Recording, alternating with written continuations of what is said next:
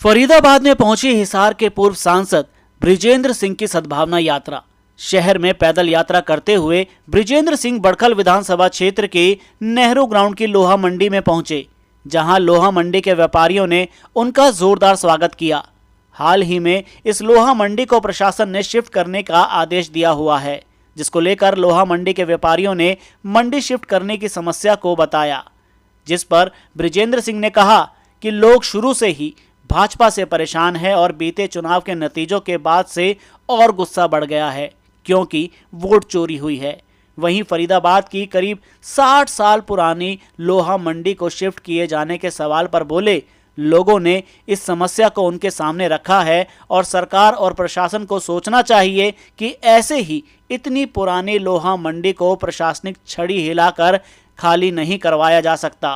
वहीं हाल ही में कांग्रेस के पूर्व कैबिनेट मंत्री चौधरी महेंद्र प्रताप के निवास पर ईडी की रेड के सवाल के जवाब पर उन्होंने कहा कि ईडी की रेड केवल विपक्ष के नेताओं पर ही पड़ती है और खास तौर पर कांग्रेस के नेताओं पर, और उन्हें यकीन है कि जैसे जैसे जांच में सच सामने आएगा वैसे वैसे मामला औंधे मुंह गिरेगा।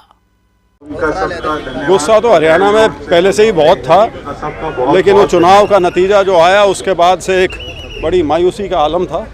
तो अब जो यात्रा हमारी सद्भाव यात्रा जो निकली है, उसमें चाहे जन साधारण हो या कांग्रेस का कार्यकर्ता या नेता हो, उनमें एक नया उत्साह आया है। एक दोबारा से जो लड़ने की जो कवायद है वो शुरू हुई है इस यात्रा के माध्यम से। नेहरू ग्राउंड में जो है लोहा मंडी को लेकर जो है यहाँ व्यापारियों में रोष है, समस्या रखी है यहाँ के लोगों ने। नहीं, मेरे को कुछ ध्यान में तो आया था कि यहाँ से मंडी शिफ्ट की जा रही है और इनकी डिमांड सिर्फ यही है कि इनको समय कुछ और दे दिया जाए। तो सरकार को विचार करना चाहिए इसके ऊपर, क्योंकि मंडियों की शिफ्टिंग धक्के से नहीं की जाती।